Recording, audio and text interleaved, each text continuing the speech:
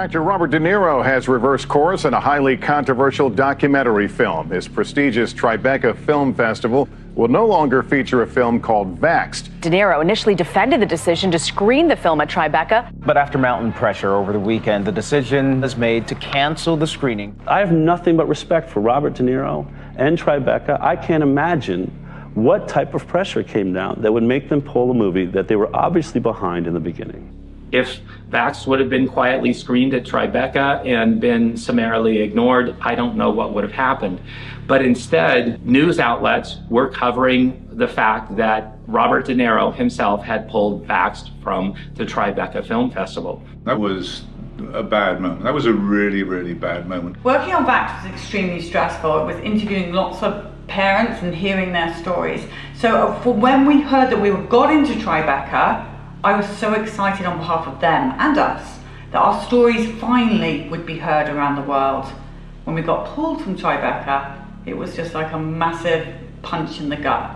The parents, yet again, have no voice. That was the worst 3 days of my life until early the following week. There was a bit of controversy, some headlines at the beginning of this year's festival when it was announced that this film called Vaxxed would be screened. All I wanted was the movie to be seen. People can make their own judgment, but you must see it. With this controversy, probably more people will see this movie. Yeah, as they should, as they should. It was an extraordinary moment, and it really brings home how censorship works or doesn't work for the other side. They'd never confronted anything like this before. They'd never had to deal with a film like this, and they censored it. And the censorship caused it to explode. Everybody is now wondering about this movie that nobody wants you to see. Everybody learnt about Vaxxed, and everybody wanted to see Vaxxed. We get a call from Angelica Film Center that said, we want to screen your film this Friday. And we're like, this Friday? We weren't going to be screening at Tribeca till like 3 weeks from now. Can we at least go with the same screening date that we were planning on for Tribeca? And they said, no. You're the biggest social media story in the world today. We don't know how long that's going to last, and that's why we're offering you this opportunity. We've got no money, we've got no posters, we've got no publicity, we've got nothing, but we've been given 3 days to decide whether we want to take the Angelica Theatre in New York. And we said yes.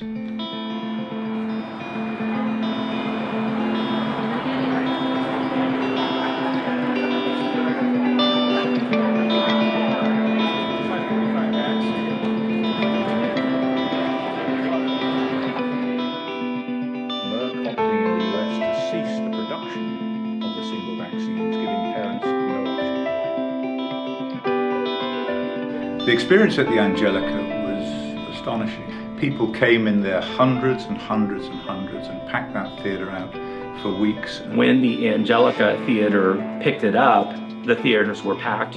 People couldn't stop talking about it. And the amount of notoriety, this was a real game changer. The reception for the film was astonishing, and it just caught fire from that point forward.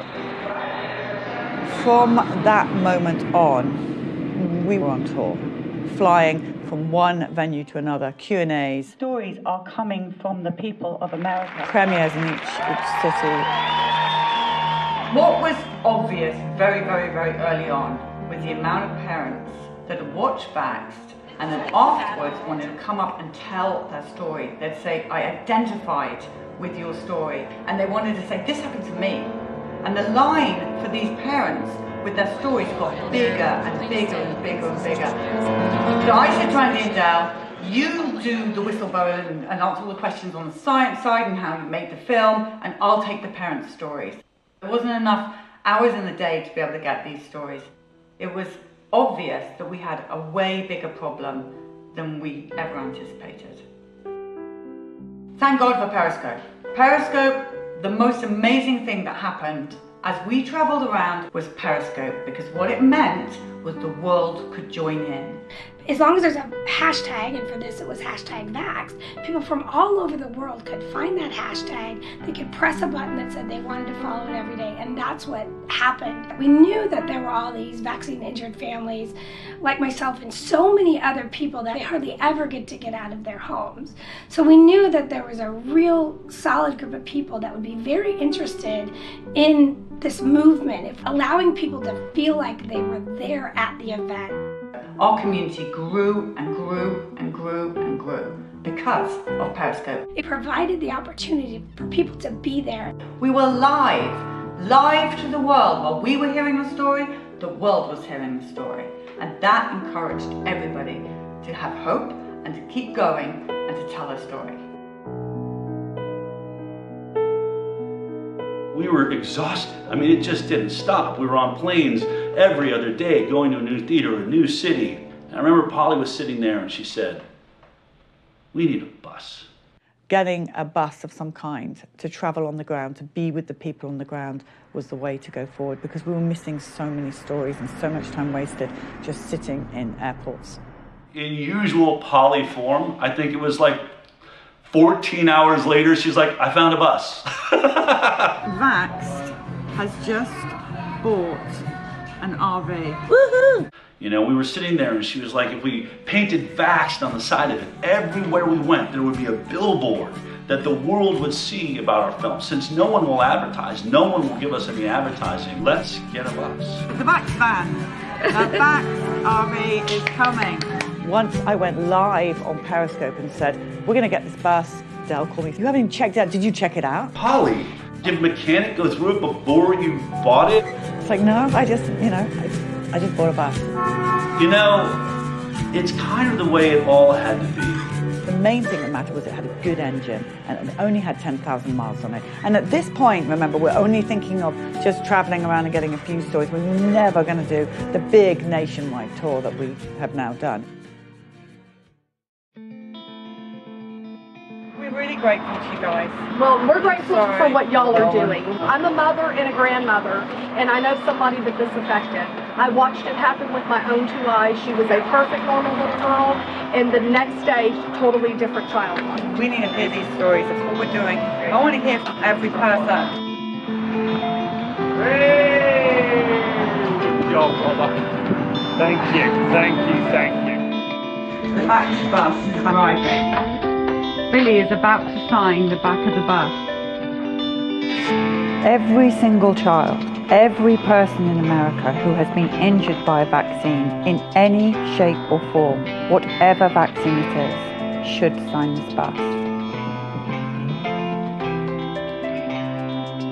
Thank you. I've done that.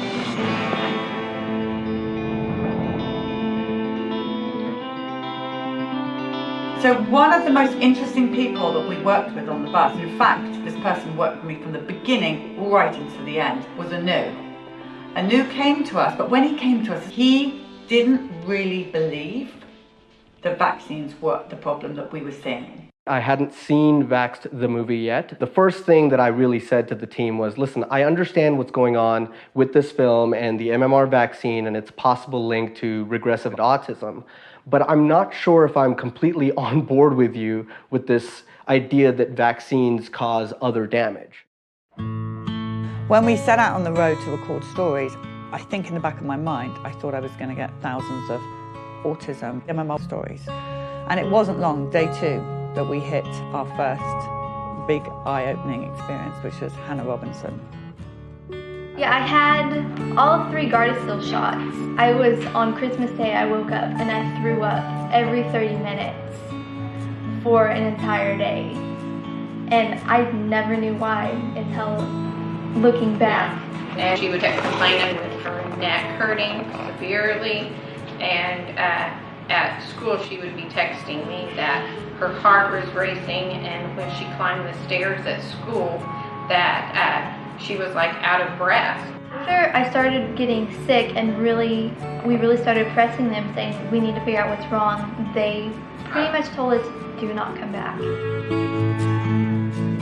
She single-handedly changed the mindset of the whole crew because she could talk. unlike Billy, can't explain his injuries. She went through exactly what happened to her. Step by step, what happened to her, it started clicking in my brain, like, wait a minute, there's something really wrong here. So here we had in front of us a young girl, beautiful young girl, in a wheelchair talking about how she had this Gardasil HPV vaccine, and the images of her really affected all of us. Her story really did change a lot of our mindsets. And by the end of that story, I was like, oh my God, I really don't know what's going on. There's something more to this. At that point going forward, we were in for way more than we bargained for. We were about to have an education that you just couldn't buy.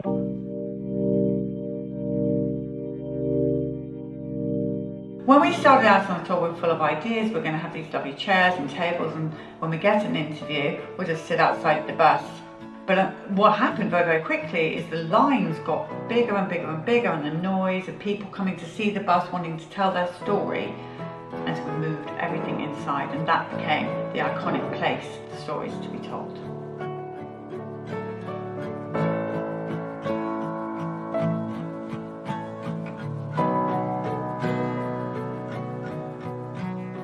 Every day in our life was a party. Every single day they were holding hands and smiling and laughing and looking at each other, engaging in each other. And we brought them in at 9 months and 4 days we were doing one vaccine at a time. On June 25th, 2007, we brought them in for the pneumococcal shot. So just that shot? One shot. My daughter still has the mark on her leg from the shot. She was the first one to get it, and she screamed and never really stopped screaming after that. But we continued. We didn't know. We did the boys as well. By noon, Claire shut completely off. Claire, our daughter, shut off first. It was as if she was blind and deaf and complete failure to thrive, from super, super happy, smiley girl to, this is a picture of her. She had full-blown eye contact. She was super lovely. And she shut right down. And all she did at that moment was stare at the ceiling fan. So that was at noon. We had the shot at 10 a.m. 2 o'clock, we watched Richie shut off. All his raspberry blowing and mama dada and the furniture walking and everything, they just shut off. All the giggles, all the smiles, again, failure to thrive. They lost all their reflexes. I'm an educational audiologist. I actually did the test for the stapedial reflex, which is a little muscle in the middle ear, just to see if a muscle they can't control was still working, and it didn't. The stapedial reflex dampens sound, so your ears don't hurt from a really loud sound, and both of them had no stapedial reflex. They stopped blinking, stopped yawning, stopped coughing, stopped sneezing. You could go towards their eyes and they wouldn't even phase, nothing would phase them. They lost their startle reflex. I threw a telephone book on the floor behind them, and no startle, nobody even looked to see what it was. So that was 2 o'clock. We watched Richie shut down, and I couldn't breathe. But here we go. The worst is when we saw the final one shut down. Robbie looked like he was hit by a bus. Robbie, from that moment on, had a stunned look on his face. If you asked or said his name, he still acted deaf and acted like he couldn't hear, although they did have normal hearing. I had it all tested. But he lost his happiness. This is a first year picture? First birthday. 3 months after the shot. 3 months after the shot. They were no longer engaged in anything or anyone. They lost their smiles. They just were in their own little separate worlds. They never held hands again. They never looked at each other again.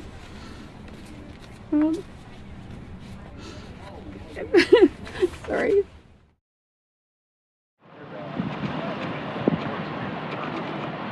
So in a week, I'm going to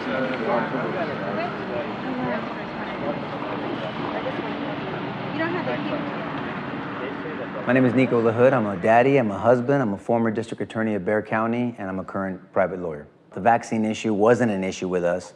Davi, my wife, was from Mexico, so vaccines had the perception of doing something good. And for me, you don't question a doctor. And so our first 2 children followed the schedule, and so Maya was no different. We were excited to have our first child. She was vaccinated on day 1.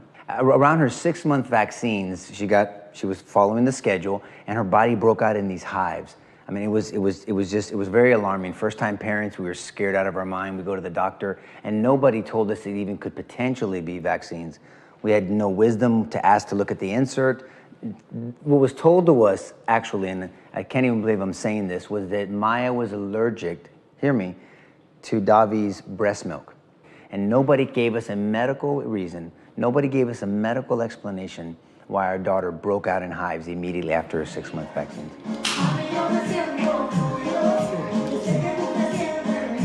Michael's characteristics were awesome, and we have video and picture of him making eye contact. He was responding to his name, smiling, pretending to read. You could keep his attention. He was goo-goo gagging. Davi says it, I think, best when she said, man, this kid won't be quiet. I mean, he's gonna talk, it's gonna be a vocal kid. The irony of that statement is he's nonverbal. I've never had a conversation with my 9-year-old son. I will tell you for sure that he was not born on the spectrum of autism. He was engaging, he was responding, he was meeting his milestones until the 16-month to 18-month round of that MMR big dose of vaccines. In a negative way, we're trained not to ask questions, not to be litigators for our children. That's what I do for a living. I fight for people. I'm a legal bodyguard. And I had to deal with this for years, that I was not a good lawyer for my son. Every lawyer in America should be going absolutely apeshit over this issue. Think about what I'm going to tell you. No double-blind placebo study, meaning no safety studies. A crap load of injuries, no accountability. What lawyer would be okay with that? Even if you don't believe the claim that vaccines could be causing these injuries to our children, you can't be happy with that system. You can't. You know, I'm the one that looks at my son, and I can see him when he's having his meltdowns. I can see him trapped in the prism of autism. I can see him screaming and yelling at me and saying, Pop, how do I get out of here? What do I do to get out of here? I didn't do anything to get in here. Can you help me get out of here? We're the one that has to deal with that. And the one thing I will not tell my son is that I'm too much of a chicken shit to tell your story. That I promise you. That I'm too scared to tell your story, Michael. Since you can't talk for yourself, since someone's greed and deception took away your ability to tell your story, I'm gonna tell your story.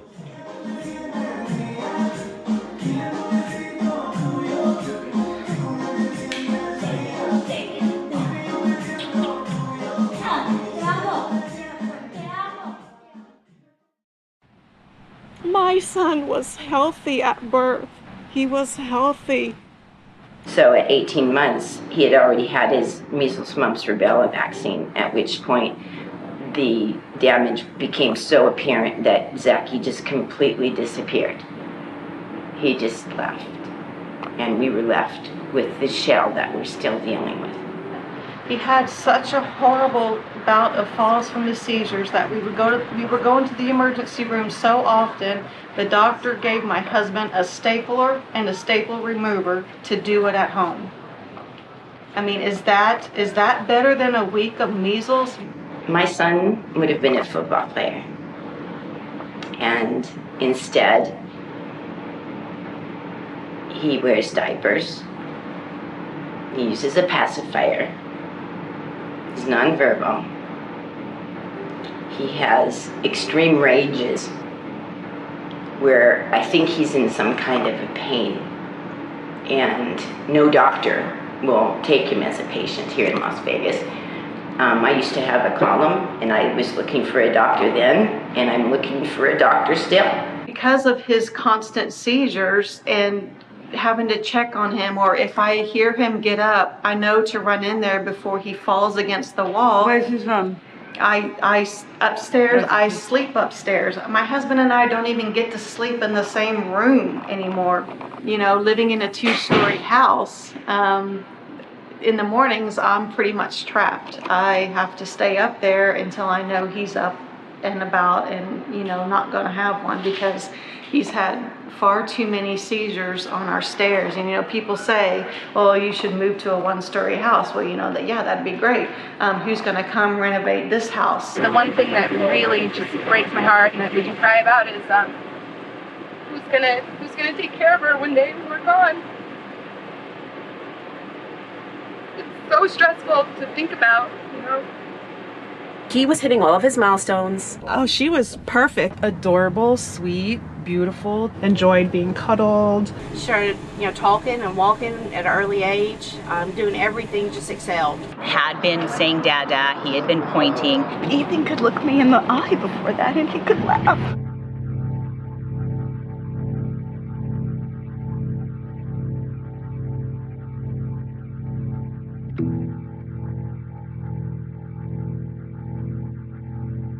Jamie was having fevers. Really high fevers, so we started having seizures. He's almost died on me several times. It was violent vomiting. He vomited. Projectile vomiting. Diarrhea. She was always crying. No medical solutions. Crying hysterically. Screaming. This high-pitched scream that I'll never forget. She stopped talking. She completely shut down. Nonverbal.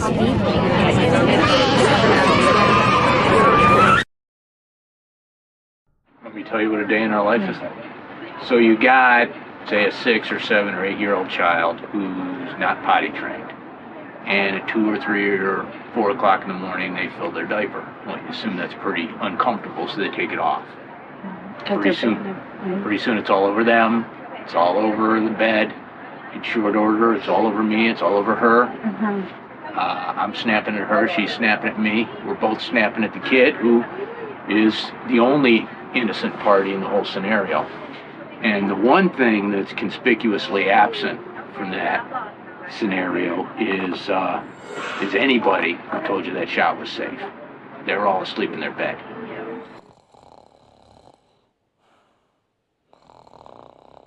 What brought you out here today? We're traveling around America in this RV bus, listening to the parents' stories of vaccine injury, and we are so tired of doctors telling us that vaccines are safe and effective, and people like myself who believe them now have a damaged child. So what we're doing is what the government and the paediatricians, the doctors, the medical profession should have done right from the beginning, and that's listen to the parents. So everything on this bus, all the stories, is from the people of America. But when I look at the vaccine damage that I see, there's almost a pattern that goes like this.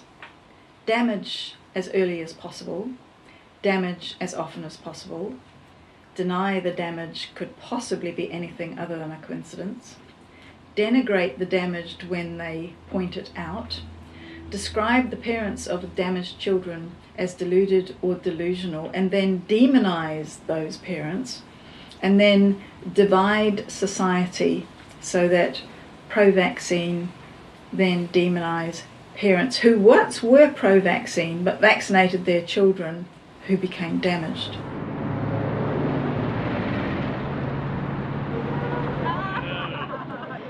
My name is Dr. Suzanne Humphreys. I am primarily educated with a BA in physics, and then I went on to medical school and studied internal medicine and specialized in nephrology.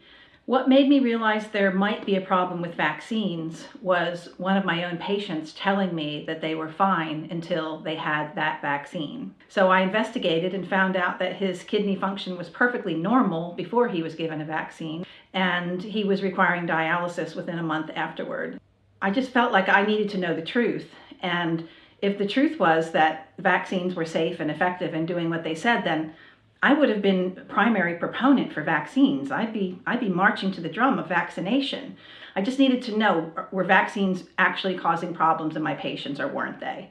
I couldn't stop myself from researching after that because there was just so much evidence and there were so many things that I was discovering while I was looking into the safety of vaccination that really blew my mind. And in a kind of a morbid way, I found it fascinating because history was being rewritten in my brain from what I was programmed to believe. So we were honoured to have Dr. Suzanne Humphreys come on the bus. All we ever hear is, Polly, you can't be doing what you're doing because you don't have a medical degree. And here is Dr. Suzanne with a medical degree, a great doctor, coming on the bus. Everything fits in place. We have the perfect team now. There are so many more professionals out there that understand there's a problem and they want to know more. And they hear the stories from the bus or they read books here and there, and they feel that they can't go on the way they used to. Yeah, what about the medical professionals, the nurses, the doctors who've come forward to tell their story, their realization that actually the parent's story was right all along? My name is Lisa Rankin. I'm a family physician. I'm Dr. Judy Mikovich. My name is Dr. Patricia Ryan. So I'm Paul Thomas. I'm a professor of medicine at West Virginia University School of Medicine. I'm Cornelia Franz. And you are a pediatric doctor? I am a pediatric doctor. And how long have you been practicing as a pediatrician? A really long time, over 30 years. I'm Cami Benton. Jane Orient. I'm an internist in Tucson, Arizona. I'm Dr. Ramon Ramos. I'm a pediatrician here in Savannah, Georgia. I'm an emergency room physician.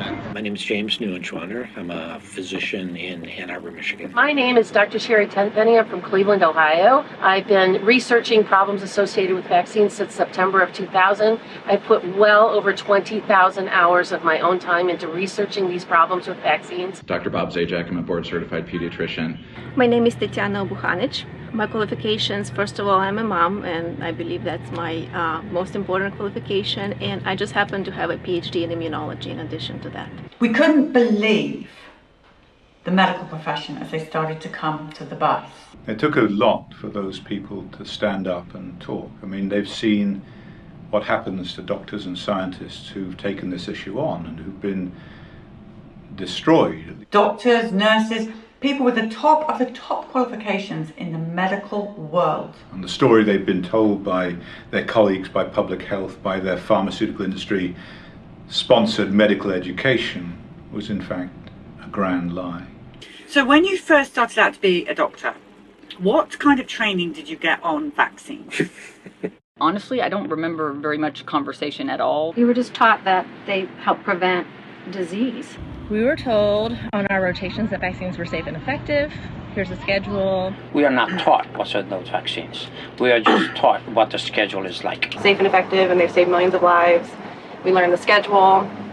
We did not learn what was in them. It was more philosophically vaccines than the science behind it, I guess, if you will. As you know, medical doctors don't have a lot of training in vaccines. If you are one of those people who knows more than doctors, that's fine, no vaccinations, but you're not allowed to go to the doctor anymore. Okay? Why would you even want to go to a doctor who knows less than you do? It's amazing, but they didn't teach us very much. Very little. Very little. And what you got basically was told, these are the things that you need to give to your patients. It was just more about administration of the vaccines rather than the real effects and risks associated with them. Here's the schedule. These are the saviors of mankind. They're safe, and you need to make sure everybody's vaccinated. In the field of vaccines, everything is great, everything is safe and effective, everything has been determined. There is no need to go back and look at it again. Just like everybody else, I have to go to the insert and look what's in it. I don't know what they put in vaccines. And so I kind of thought that they were saline water and like bits of viruses and it, super safe. Yeah, you learn about adjuvants and you learn about the immune system and how it works, but as far as what the vaccine actually does, and you never heard about the negative effect of a vaccine. Never. Zero. None. The whole argument of your doctor has done all this research. Well, if they've done it on their own, maybe. Yeah. Well, since there was no discussion of there being anything bad about vaccines, and unless you spend some time on your own, investigating, you have the presumption that vaccines are good and that everyone should get them and that you should make sure that every child coming into your office is getting them on schedule or they're going to have some horrible illness. So there wasn't any training. There wasn't any looking at side effects. There wasn't any of that. So nothing. Would an immunologist be, probably of all the medical professions, someone that is near to being an expert? I would say no one is an expert in vaccines, absolutely no Parents one. Are, by the way. Yes, because no one is being taught about vaccines in schools. And so basically in vaccine field, You really have to be a self-taught expert. If doctors don't know about vaccines because they've had no training, then who are you going to trust? You have to trust the parents. You have to listen to the parents.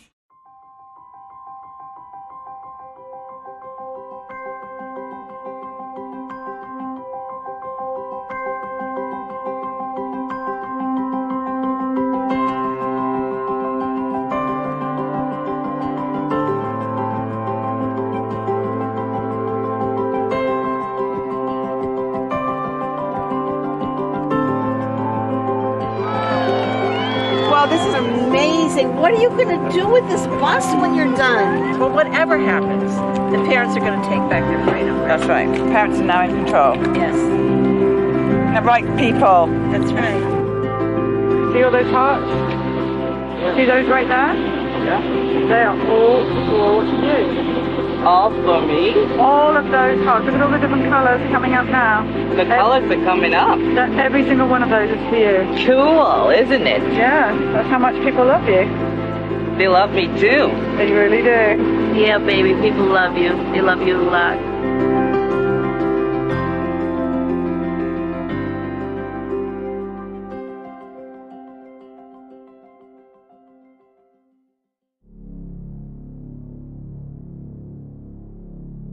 I predict that Gardasil will become the greatest medical scandal of all times, because at some point in time, the evidence will add up to prove that this vaccine has absolutely no effect on cervical cancer, and that the very many adverse effects which destroy lives and even kill serve no other purpose than to generate profit for the manufacturers. Former Merck physician. What I understood about human papillomavirus is that it's an infection that comes and goes. And it's been around for a long time, and it's in many animals, including lizards and primates. It's not just in humans, that babies are born with it. So I was really surprised that here's this virus that's been around and so prevalent, and it's being blamed on giving cancers to people. And then what I found out was that those cancers are not necessarily solely attributed to this virus, but yet this virus was being targeted by a vaccine. There's so many brilliant interviews that were done during the Vaxxed tour.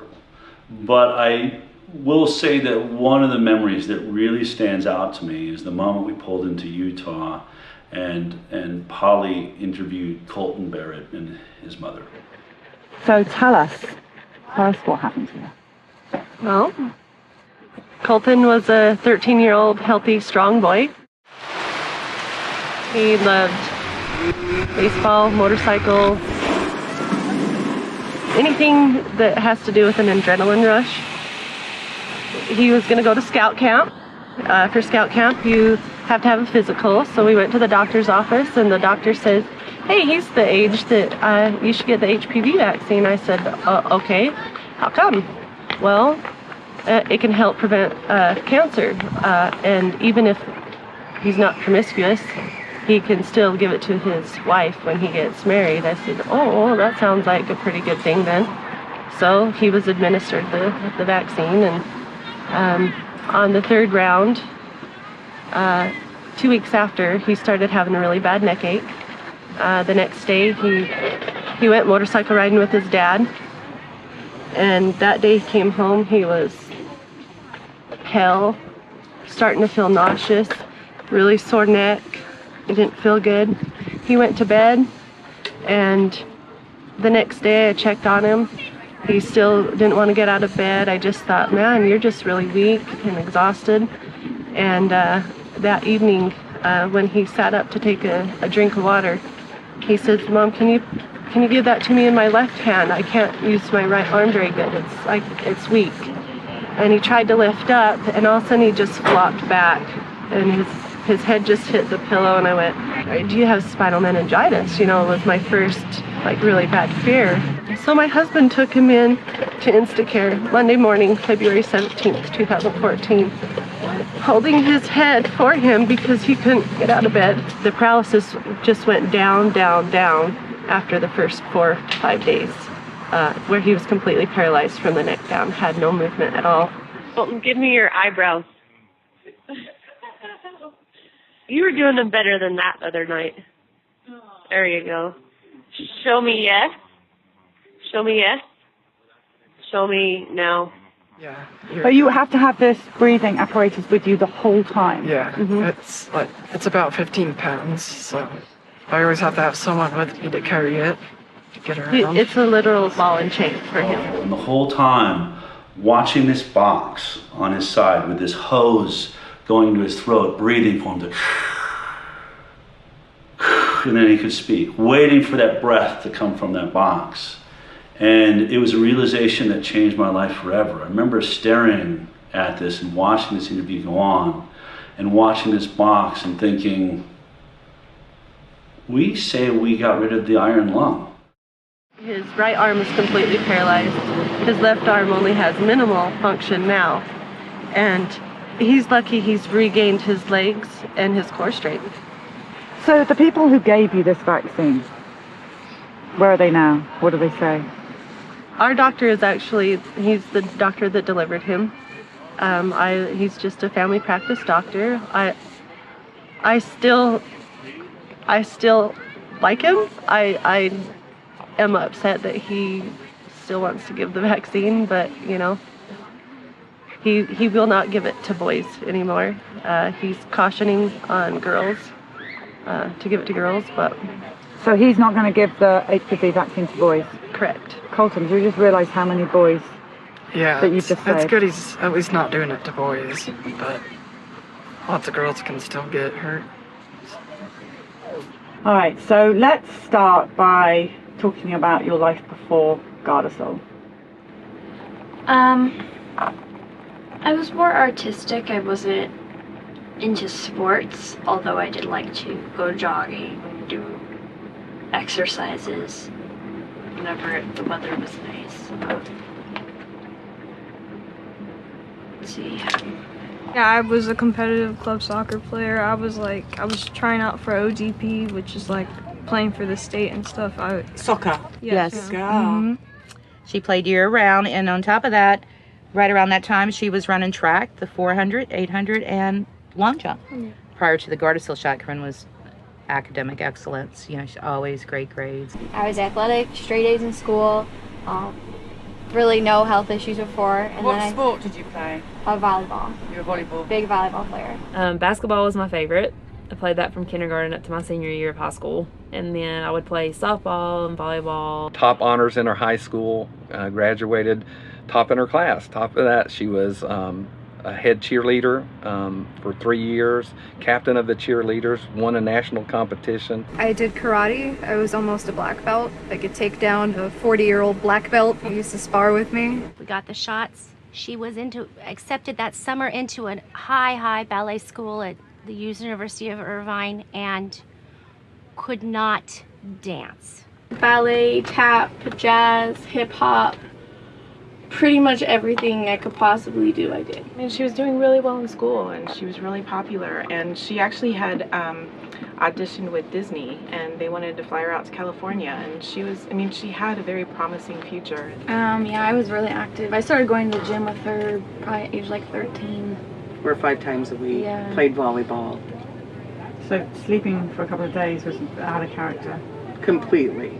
She was playing basketball, she was doing track. She made varsity wrestling her freshman year and had a grip of friends. And her freshman year, that's when she got that HPV vaccine and everything changed for her. She was a straight A student. Everything she was doing was for scholarships. She was college bound. That's where she was going. And this destroyed that for her. I had never seen a vaccine cause so much devastation as I had with the HPV vaccines. The Gardasil vaccine is among the most injurious of any vaccination that's ever been manufactured in the United States. Be it anecdotal or not, way too many cases and complaints of having neurological insults soon after that vaccine is given, even with the first dose. Gardasil is probably the single worst mass vaccine that we've ever seen. So what we were seeing was these really high-functioning teenagers ending up in wheelchairs, and some of them actually ending up dying or killing themselves. And I don't think you can ever justify that for an infection that comes and goes, that causes very little disease in and of itself, and something where pap smears were doing such a good job. It really just didn't make any sense to me. This vaccine targets millions of preteens and teens for whom the risk of dying from cervical cancer is 0. They started talking to me about get my HPV shot, and I turned them down about 1 or 2 times. This doctor sat down and badgered us for 45 minutes. They started showing me photos and saying that I'm gonna get this and that I need to take this shot. Photos of what? Photos of cervical cancer and just what it will happen if you don't get the shot, blisters and different things, and it scared me. I was scared. I didn't want that. Every single time I went in, she was like practically shoving it down my throat. The doctor literally scared me into taking this vaccine. I had said no twice before because it was too new. You know, nobody in their right mind would ever take this vaccine if they actually read the clinical literature. She pushed my buttons just enough, trying to make me feel like a bad mother if I didn't give Caitlin the shot. You know, do you want your daughter to get cervical cancer? Who wants their child to get cancer? You need to get this vaccine. What's going to happen when you get cervical cancer and die? Well, cancer is a scary word, so of course I started to listen. Oh wow, oh my gosh, sign me up. I don't ever want to have cancer. I was just afraid of the word cancer, so I thought, oh my God, I have to go get this, it's free. You know, I was young, I didn't know anything about this, so I just was like, okay, I just agreed to it. The death rates in the Gardasil trials were 37 times the death rates for cervical cancer. Children who take that vaccine, the Gardasil vaccine, are 37 times more likely to die from the vaccine than they are to die from cervical cancer. I really wasn't educated about Gardasil at the time, so I allowed the vaccination. The biggest mistake of my life. So I go and get the first shot, and from what I was told by my doctor, I immediately went into a seizure. I was on the floor seizing, and then I just passed out cold. So she had a baseline physical, but it was also the same day she got her second vaccination of Gardasil. The doctor detected a heart arrhythmia. In all of her 20 years, there had never been any heart arrhythmia. She never had any symptoms or any indication of any difficulty. No one in the family ever had a heart problem. So we were really surprised. I started having severe leg pain. I couldn't move. I couldn't get up out of bed. Could not move my arms. My leg joints would feel like my leg was about to come out, and it would be in like excruciating pain. Moments where I couldn't move my legs. She just matter-of-factly says, I can't walk. I'm like, what are you talking about? She's like, my legs don't work. Her legs in particular hurt really, really bad. Her hips and her knee joints were very, very painful. It would be like feeling paralyzed. Sometimes it was one leg, sometimes it was both legs. And that was it. He never regained his ability to fully walk.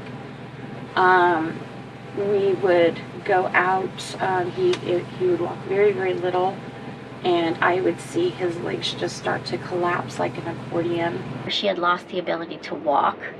She couldn't see very well. Her vision was doubled and blurred. She couldn't read anymore. She began to regress. She became like a 9-year-old child.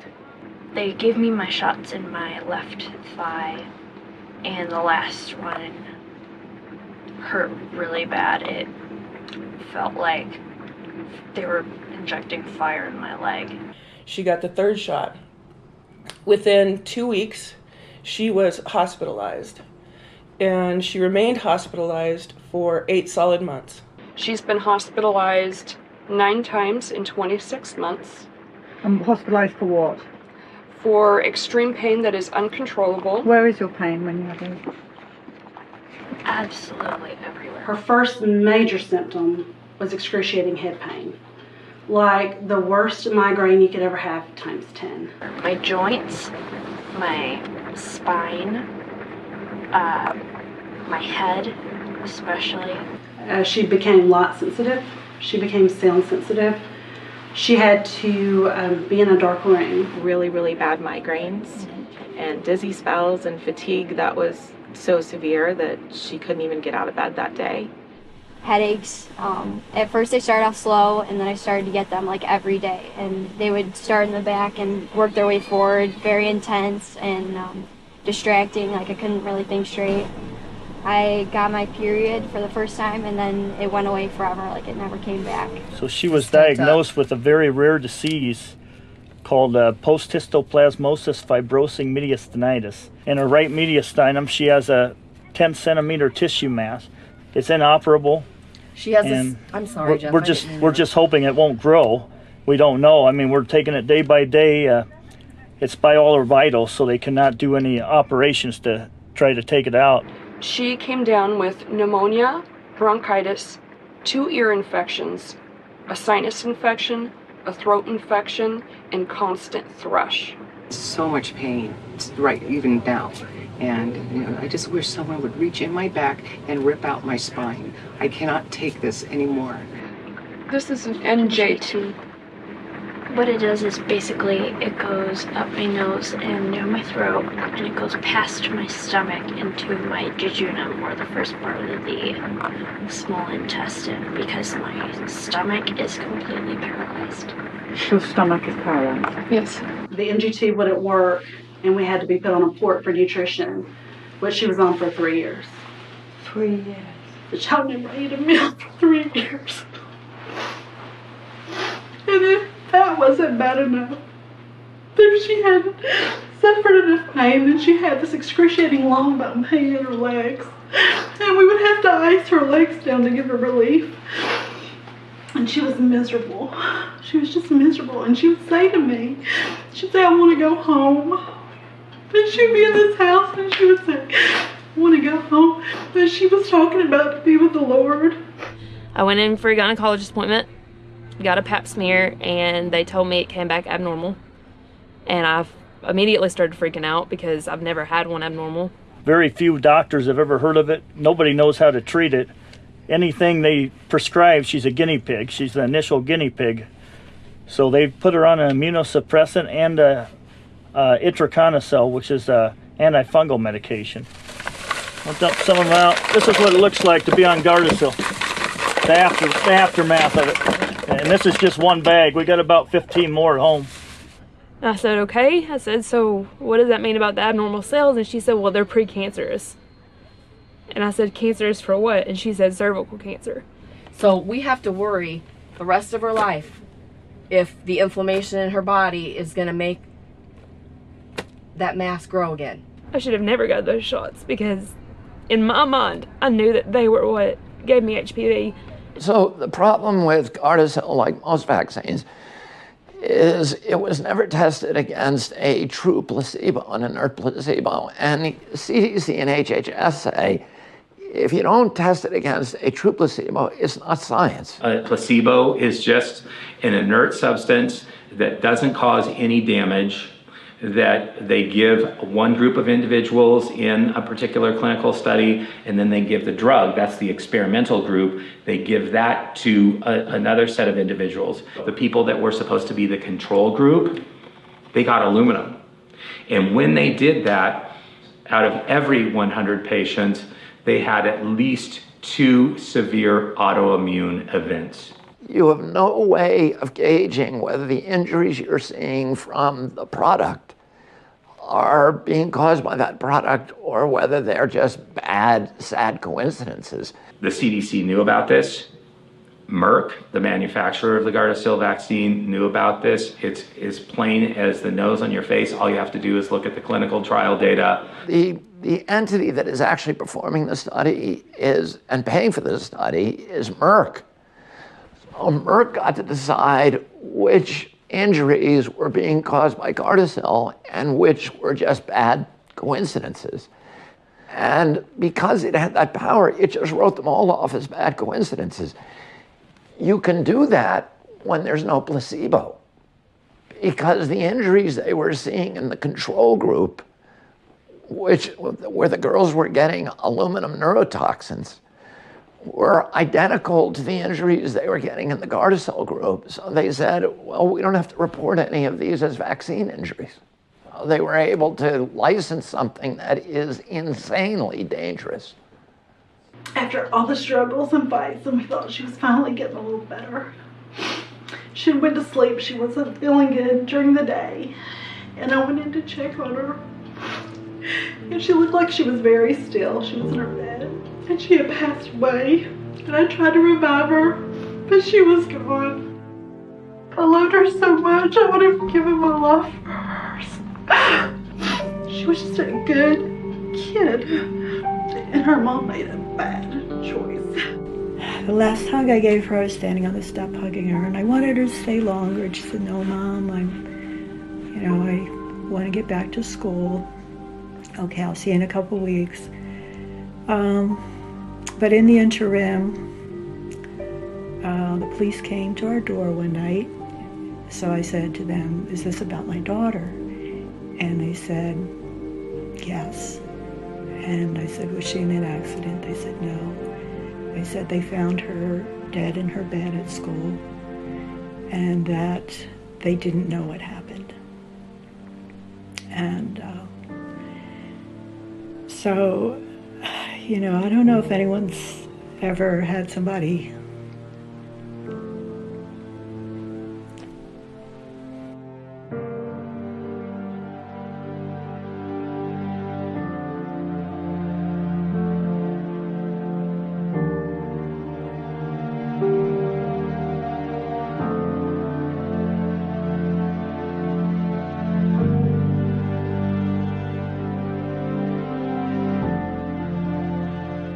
I think if there was one vaccine that should be eliminated out of the schedule immediately, and there would be absolutely no ramifications, no problems with diseases cropping up and people dying, that vaccine has to go. So tell us from your point of view. Well, it does suck, not being able to play sports anymore. Because I did do a lot of sports. It was my favorite. You're an awesome sportsman. We've just seen photos of you.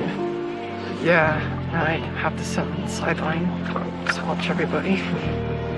But getting used to it, so it's not as bad anymore.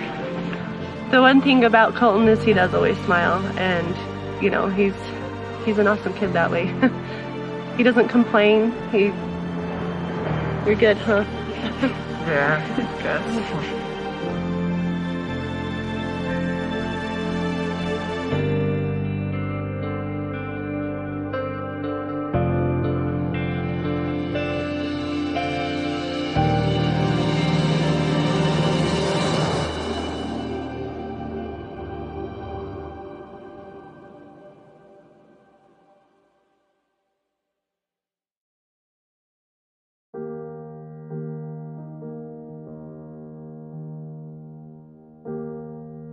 We're doing this broadcast in memory of these babies who have passed away.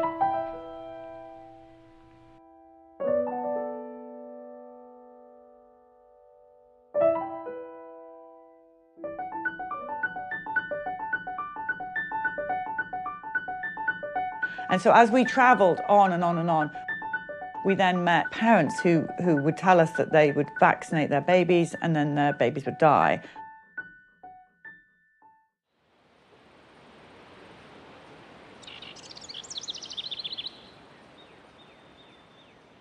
I walked up to kiss him goodnight. It was 12:06 in the morning, and I kissed his cheek, and it was like an ice cube.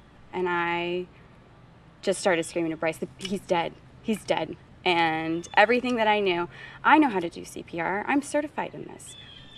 I just stepped back and screamed. And Bryce walked in and just grabbed him and ran. I grabbed him, I get in the car, I'm trying to do CPR while I'm driving, and it's raining. And I just pulled to the emergency room, and ran and said that he's dead. And they started working on him. Epinephrine, they gave him all these shots, and his body was just swelling from all the medicine they were trying to give him to get him going again. There was never anything again. Read Mason. Pew! Where's Mason? A bear! Where's Mason? A bear! The infant mortality rate study that was conducted by the Centers for Disease Control in 2014, and they looked at the incidence of infant mortality in 34 developed nations, and the United States placed last. We were 34th out of all of these developed nations. We give the most vaccines during the first year of life. He got his Hep B, he got his vitamin K. At 2 months, and I think at 4 months, and then at 6 months. She had the Hep B and she had the vitamin K injection. He got his hepatitis B, Rototec, polio, Prevnar. One in each leg, one on the arm, and one oral. Rotavirus, which was oral. The DTaP. DTaP.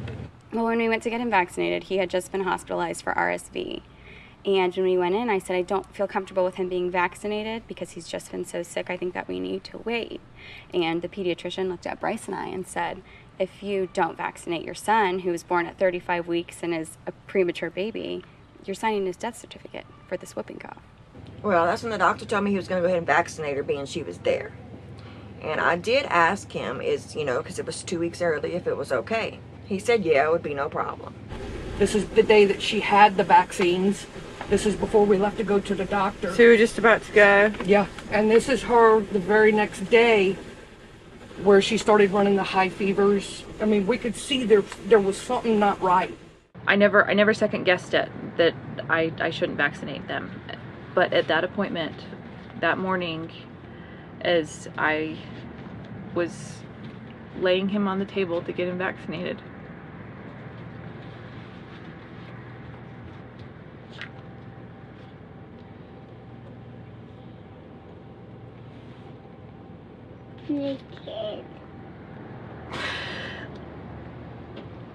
as the nurse is going to stick the needle in his right thigh, just something screamed in me, no, don't, wait. But at that point, the moment had passed. He's just not sleeping. I can't do anything to make him happy.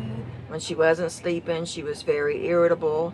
If she wasn't crying, she was real lethargic. We used to do this thing where we would cradle her in our arms, and then we'd lift her little arm up and we'd eat her ribs. And she loved it, but she didn't love that anymore. She cried and screamed. He started screaming 23 hours a day. He was so dazed. He wasn't there. He just kind of looked at the ceiling, and anytime you tried to get in his way, he would just look around you. And they told me she had a little cold. Just a cold. So I gave her the smallest dose of Tylenol, which is what the doctor told me to do, and I put her to bed. and then as I left for my shift, I went and gave him a kiss, and I just remember the look on his face. He was just so sad, and he doesn't get sad because he was with his dad. His dad was with him, he was with his sister, he could play with her, but it was almost like I was leaving him for the last time and he knew it. Good Friday, 2 days before Easter, she passed away in her sleep. That was the last time I kissed his alive, warm cheek. It was the last time that I held him. It was the last time that I told him that I loved him when he was alive. Well, I went to go lay him down, and I went to load the dishwasher, and when I went to go check on him, he was already gone. I remember holding him like this, and his head was just drooping, and his arms were just limp, like he was already gone. I left her just to take the trash out and came back and she was arched back and not breathing. I started CPR. I called for my husband. He came and continued. When the first responders came, the first person I saw was someone I'd grown up with. And he came running down the driveway and I thought, oh, good, like he'll make sure that she's fine, you know. So they came in and couldn't get her breathing. And when I heard them call for the second EpiPen, I knew that she wasn't going to respond. Couldn't save her. That he finally called her time of death. It was on July 4th, 2015 at 7:01 a.m. They let us go in there where she was, and I held her and I held her and I just prayed for her to start breathing.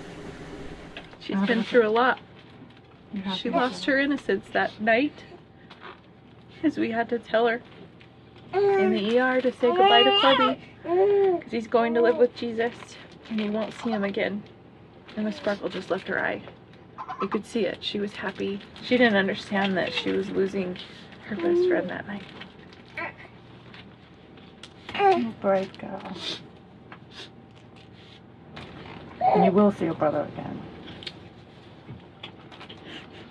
We leave the hospital, we get home with my parents trying to talk about funeral arrangements, and cops come knock on my door. The police wouldn't let us go home without them. They had to escort us home. Child Protective Services, whenever something like this happens, they're automatically there. What are y'all trying to say? Are y'all trying to say I did something to my baby? They took our son's crib and mattress out of the house. They took pictures and took her dose of Tylenol that I gave her, took her last feeding that she had. Looked in every cabinet, woke up our other kids, asked them questions. They treated us like we did it, like we killed her. And that hurt.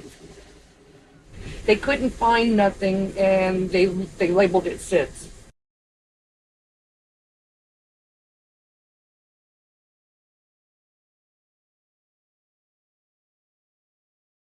You know, these infants don't need to be dying like this. The diseases are not coming at them at such a rate that we had to protect them at all cost with a vaccine.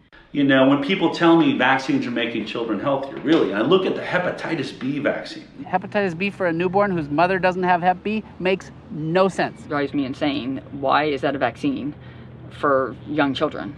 There's just no reason whatsoever that a newborn, a 1-month-old or 6-month-old should be vaccinated against a disease that is basically sexually transmitted.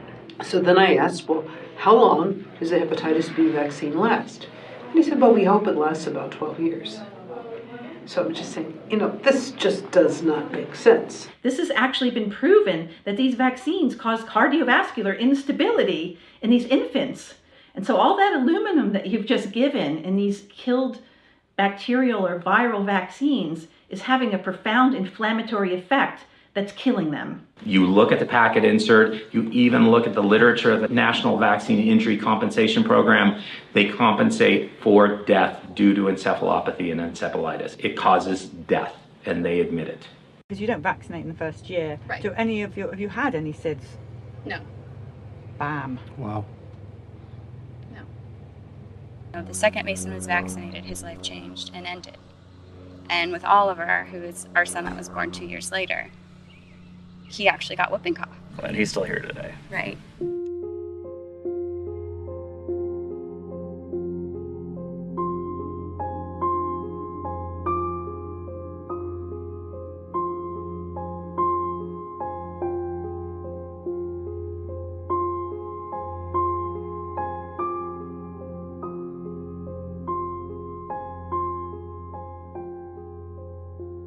Whoever knew that you could die from a vaccine? I had no idea you could die from a vaccine. There was death everywhere. The dead babies, the toddlers, the young children, the teenagers, the adults, the old age people. Every day we would have a death story in every location.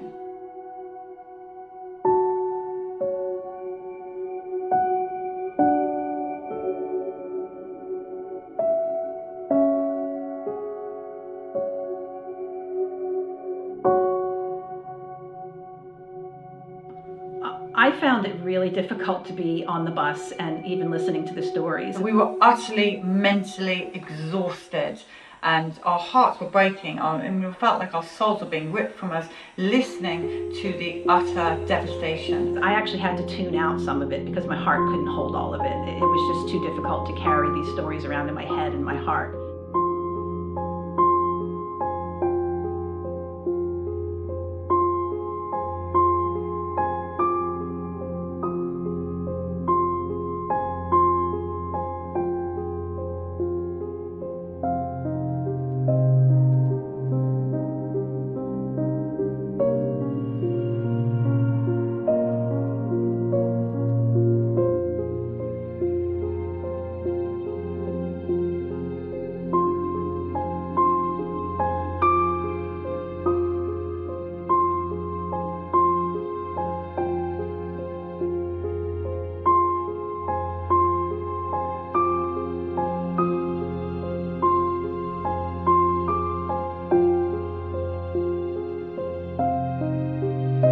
This is our memorial to those who have been unseen and unheard.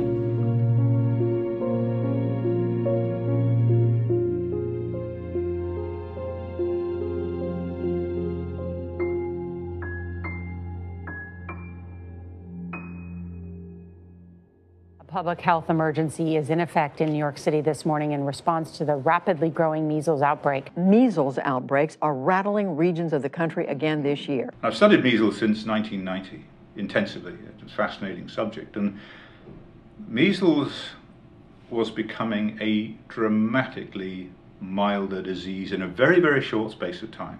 During the 1920s, it was a major killer of children, 1,200 per million during epidemics, and that fell precipitously beyond that point, to the point where in the single vaccine was introduced, there'd been a 99.96% reduction in case fatality rate. It was becoming dramatically milder. That was natural herd immunity, and it worked extremely well. And what natural herd immunity did was to constrain the age of infection to childhood, when measles is a mild disease. And that worked in two ways.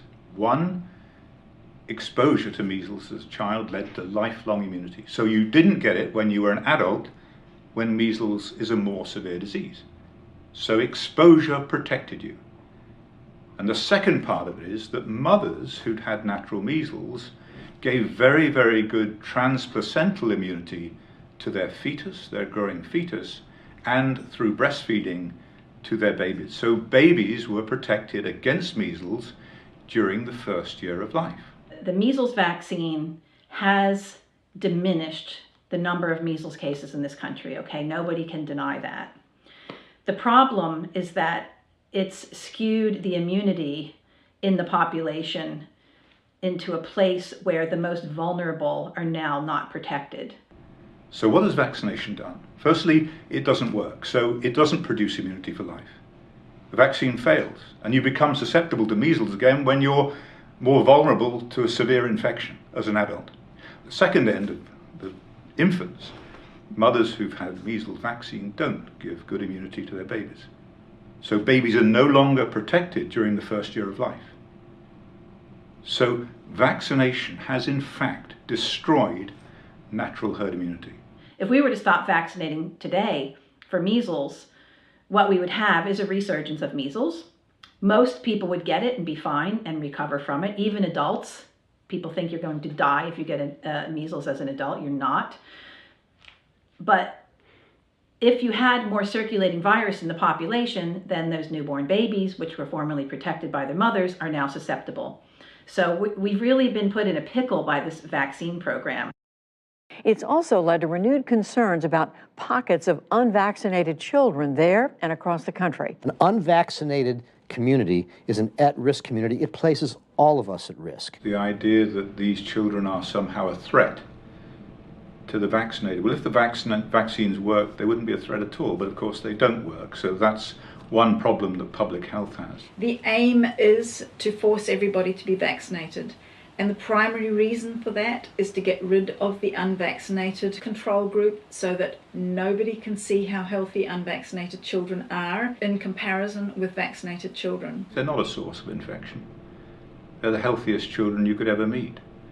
So this whole notion, as I've said, of herd immunity, of community immunity, whatever that means, is based upon a complete fabrication. It's a lie.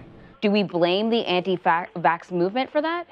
Well, yes. Unfortunately, these outbreaks are due to the anti-vaccine movement. Our media is trying to make people hate unvaccinated families, unvaccinated children, making you terrified of the measles. And the reason the measles are spreading is those people that aren't using the vaccines. But what's scary is the language to hate children, to hate people, to say that they are putting us all at risk. We have had multi-generational indoctrination with fear because people don't understand that measles is a fever, a cough, a rash, and maybe some diarrhea in the vast majority of people. And autism really is a disease because it is something that's permanent, life-changing, and lasts a really long time. So would you rather have a cold or a flu, or would you rather have a lifelong travesty because you're so afraid of getting an infection? A child of mine was healthy, strong, and full of life before vaccination, but very shortly afterwards it became dull and pale, and soon sickness made its appearance. It just escaped death. I believe, sir, we can go so far as to say children that have been vaccinated can be picked out from those who are not. A parent, December 31st, 1894. You've never met a parent who regretted not vaccinating, but you meet hundreds and thousands who do. So we took a break after the first leg and we all had time to reflect on what had just happened with this amazing amount of people turning up to tell their stories. And that's when we suddenly realised the unvaccinated people are there for a reason. We need to start the second leg interviewing them as well. They're not doing vaccinated versus unvaccinated studies because they're frightened of the results. If you did a vaccinated versus unvaccinated study, we know what's going to happen. The entire vaccine program would come into question. They won't do the vax-unvax study. We the people are going to go out there and see for ourselves. What are the unvaccinated like? We know what the injured are like. Let's now look into the world of the unvaccinated. Look at all the unvaccinated children that are alive. Extraordinary. Hi guys. All right, so is there anybody here that's had a vaccination? Mommy and Daddy have had a vaccine, but none of you children, not one. I mean, they have amazing immune systems. When they get sick, we get over it in one day. Both of my kids are really, really healthy. Health-wise, she's insanely healthy. I mean, she never gets sick. They're both insanely intelligent. Their health is ridiculous. And they get they recover fast from things. My kids are super healthy. They are very healthy kids. They have traveled to many places. My kids have gone to Nicaragua. You can't get more third world country than that, trust me. With no vaccines? With no vaccines. I have super healthy, great, unvaccinated kids. How is all your health? Well, we're all healthy and we've never been to a doctor for any reason except a broken arm and a neuromuscular injury. I have 3 grown children. They're all grown up. And did you vaccinate your children? No, I did not. They're all completely unvaccinated. I can probably count on one hand how many times they've had to go to the doctor in their entire life. I have 15 or 16, I can't keep track, 15 or 16 nieces and nephews, and none of them have received vaccines, and they're all very healthy kids as well. 10 grandchildren, 4 great-grandchildren, 5th one on the way who will not be vaccinated either. They're all extremely healthy. They're all so healthy. It's like they don't have asthma. It's like they're not sick all the time. They get a cold and they get over it. Every time we've been in a situation where my kids have the same thing that the kid next door has, their symptoms are night and day. They fare so much better and heal so much quicker. I've probably been sick once this year, and it was just a cold. I had a stuffy nose and it lasted for like 2 days. Even his friends who are partially vaccinated are sicker in general. My kid has missed like maybe a handful of days from kindergarten to 6th grade. My other friend who has a daughter who is also unvaccinated, I saw her at school, and so I kind of whispered to her, I'm like, so how many days of school has your child missed? And she went, and I said, mine too. It was so blatant that these children were super, super healthy. I had never seen health like that. I didn't know that health like that was even possible, not needing antibiotics in one's entire life. I've never had an antibiotic in my life. 48. 48 years old, never had an antibiotic, ever. He's 16 years old, no allergies, no rashes, no ear infection, no colic, no antibiotics. She's never had an over-the-counter medication, not once. Neither one has ever had a shot, Tylenol, aspirin, antibiotic. No antibiotic. Neither of them, apart from that, have had any antibiotics or any meds. She has never had an antibiotic. My daughter had an infected toe and she had antibiotics once for that, but that's been it. People that I know that do vaccinate, I know their kids have more, seems to me, more health problems. I mean, my kids don't really have any, like definitely no chronic health problems. They've never been on pharmaceuticals. They've never needed you know, they've gone to the doctor for broken bones, which is why it's one thing I like doctors for. The totally unvaccinated kids are always the most healthy ones. So my daughter also had like 3 ear infections before she was 6 months old. After that 6-month appointment and we stopped, she hasn't had one since then. Nothing. She was perfectly healthy. Robust health. Yeah. She's never had an ear infection. Neither of them have, actually. What about ear infections? No. Because you're 14, you must have had at least one ear infection in your life. No. My daughter is now 12 and has never had one single ear infection. Ear infections? No, none of my kids have had ear infections at all. Whatever. No, none of them. See the number of children in these unvaccinated populations that have never even had an ear infection. I mean, I can't imagine that. My son was a walking ear infection. All we did was toss antibiotics down his throat in order to keep the ear infections at bay.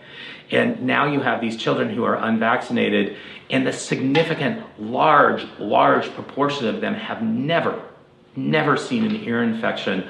That is just nigh into incredible. I mean, our expectation was that these children were going to be constantly sick, that their immune systems were just not supported. The reality was completely the opposite of that. You have no vaccine at all?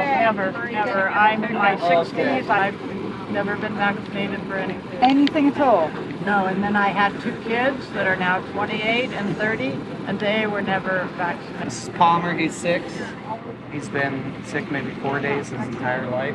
Never had any mumps, measles, chickenpox, Eczema, asthma, ear infections, ADD, ADHD, No, ma'am. autism, ADD, ADHD, peanut allergy. Does he have eczema, allergies, ear infection? Just big, strong muscles. And a really smart brain, I think. I could see the difference in kids. I used to be a kindergarten teacher, so I know what kids, you know, should look like and what they are looking like today.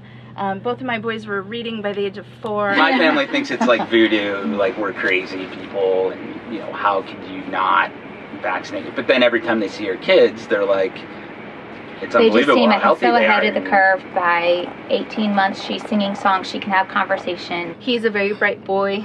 He's 3 years old and he's learning Mandarin. He knows Spanish, he knows English, he's a bilingual child. Sign language. He knows sign language. He's a very bright child. She does sign language, she speaks Spanish. Yes, teach him Spanish. 2, yep. He's speaking 3 languages. Yep. So he's English, Spanish, and sign language. They're very smart, and it's actually a challenge to challenge them with reading and math, and they're beyond their level. They're all highly intelligent, bright-eyed, healthy children. He's 3 months old and he is so strong. He's super strong. Hi. He's super healthy. He's happy, smiling all the Where's time. Polly?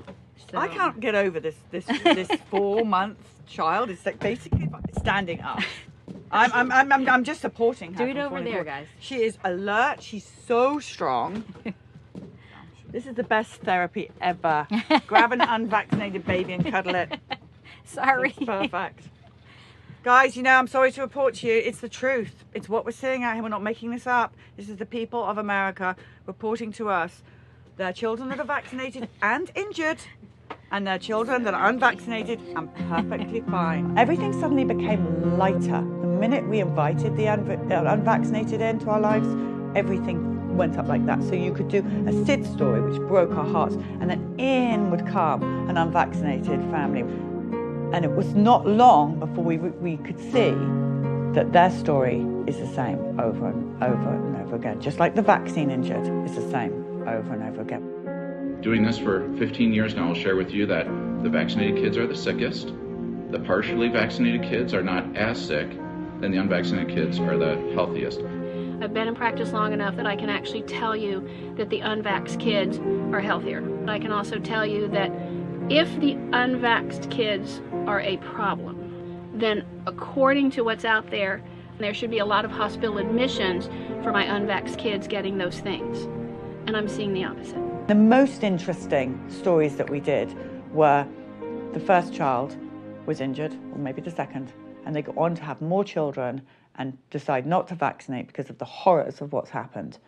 And the difference between their unvaccinated child, the same parents, same everything, is that unvaccinated child is 100% healthy. Yeah, I have quite a few patients in my practice who have 2 children, and those are great controls because most of them didn't figure out right away, so their child got some vaccines, but they all stopped it fairly early on, and there's a huge difference between the 2 children and the level of how they were affected. But I mean, if you start looking and pulling in all those people who have that same experience, I think you're going to see the same thing across the board.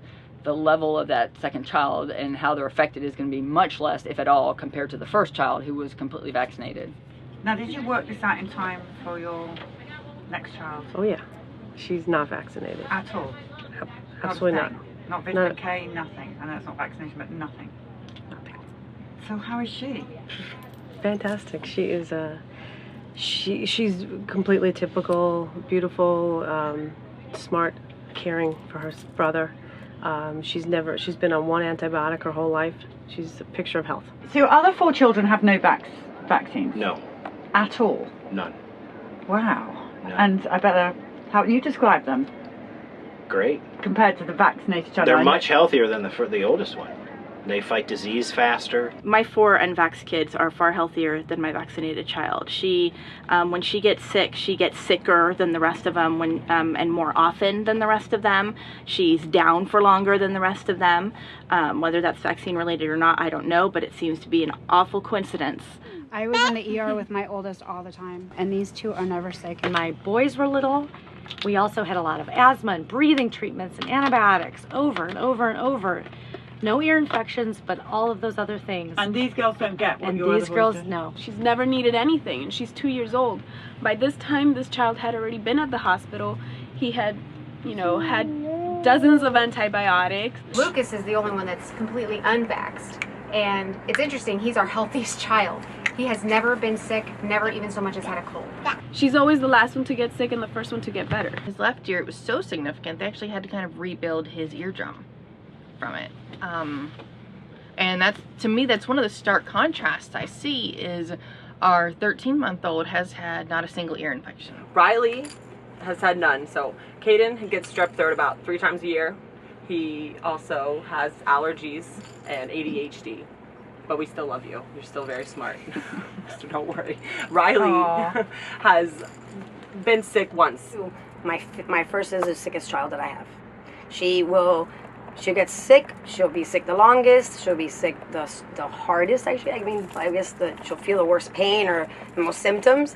Then my other 3, they'll be sick maybe a day and less than 24 hours and they're done and they're fine. Their body really knows how to fight whatever disease they come in contact with. He is compensated through the vaccine injury compensation program. My oldest 3 suffer with eczema, suffer with allergies, constipation, and they're the first ones to get sick. The only time he's gone to doctor for checkups is because he's asked to go and wanted to see what it was like to go to the doctor's office. You wanted to go to see a doctor? Okay, yeah, right. So, well, because Keenan has to go so often, and so he wanted to see what it was like to go. Do your unvaccinated children have all the injuries that we see so commonly in the vaccinated? Do they have the ear infections and the antibiotics and the eczema, asthma, allergies? None. Nothing? No. So the results of your study is the unvaxxed are supersonic healthy and the vaxxed are not. Yes, right. So the conclusion of the unvaxxed studies in your house is what? That the unvaxxed kids are far healthier. I don't worry about measles. I don't worry about polio. I don't worry about these things with her because she has a strong immune system. I worry about it with my son who is fully vaccinated because he would not be able to survive any of that, even though he was vaccinated for it. It hurts me to watch the development, honestly, of my son, because I see what my daughter could have done. And I feel an immense guilt for vaccinating her. So in our scenario, we've got, a control for a lot of different variables. Same genetics, same mother and father, same environment, all 3 children. And the key discriminator that makes these children different is the presence or degree to which they're vaccinated. Have a look at these vaccinated, unvaccinated families, which are controlled for genetics, they're controlled for their food intake, their environment, and everything else, and consistently we're seeing the unvaccinated, never vaccinated children are far healthier. So we have ear infections, antibiotics, high-pitched scream from the vaccinated, unvaccinated, none of the above. And that became probably the most exciting revelation of the whole tour. Now that I've seen so much of it and seen so many vaccinated and unvaccinated family members with the same thread, it's undeniable that an unvaccinated child's immune system is going to be that much more functional, that their brains actually function better. And when you understand how vaccines work and what the components of vaccines, including aluminum and all of the inflammation, do to anybody, no matter what your age, it makes complete sense that in the long run, that child's going to be much more functional and much healthier and able to do battle against any disease that comes along, the majority of which have no matching vaccine. When you get out into the population and you start to meet people who, because they've heard of our stories, have not vaccinated their children, and you see these wonderful, healthy, happy, robust children, then it just makes all the difference in the world. And these are the children that actually now we need to protect above all others. Not force them to be vaccinated by rule of law, but to protect them, because they're going to be looking after the damaged children in the future. There's no question about what we saw. What we all collectively saw was the same thing. Health, health, health with the unvaccinated, injury, injury, injury with the vaccinated. Same story. That doesn't mean they're never going to get anything. You know, the only thing it says to me, my kids are vaccine free, my kids will never, ever, ever be injured. Ever. With 100% certainty, they'll never be injured. I mean, if I was a new parent listening to these unvaccinated stories over and over and over again, it would be game over for me. I'm going your way. Yeah, I don't understand why you wouldn't. You know, if you're seeing an unvaccinated child, completely healthy, thriving, alert, and then you see all these sick kids that are constantly going to the doctor and on antibiotics and vaccinated, and you see all the eczema that they have, or asthma, allergies, all these different things that kids are affected with. Choosing a healthy child versus an unhealthy child, that's really your choice.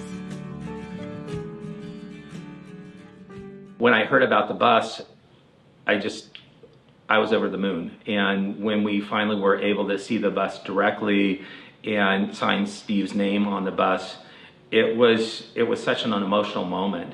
You saw the emotion in the person that was either injured or the parents of the injured or dead child as they wrote their name. It was like a relief for them to write the name on the bus. Like someone is hearing them, someone is saying, yes, you're not alone. Yes, this did happen.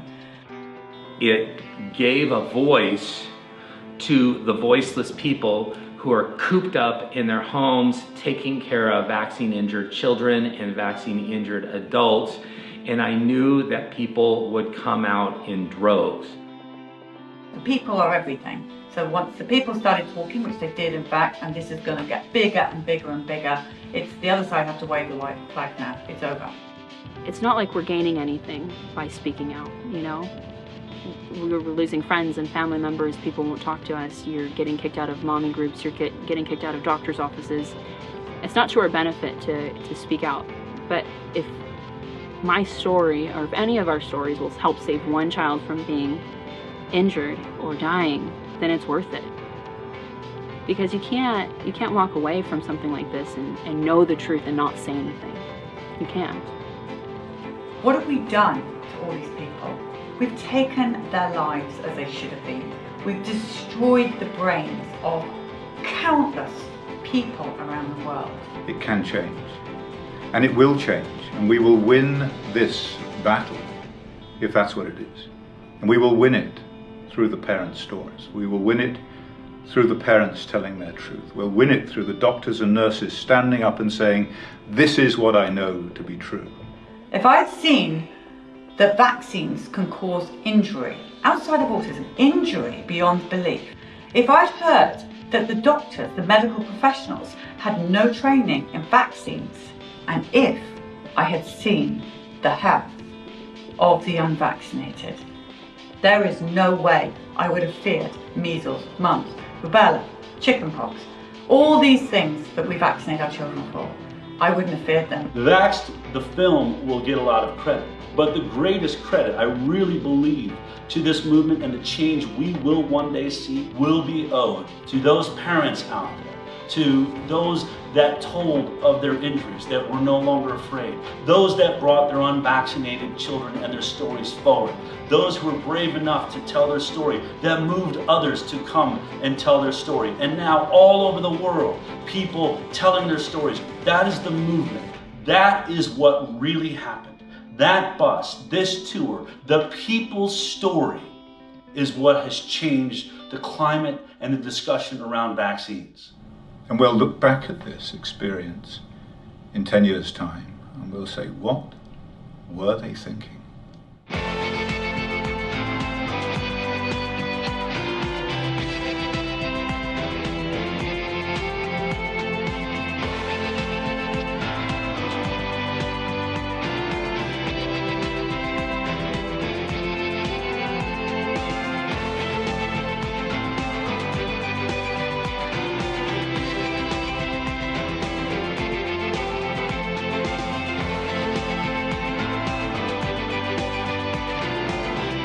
So the bus can go on and on. We've only scratched the surface.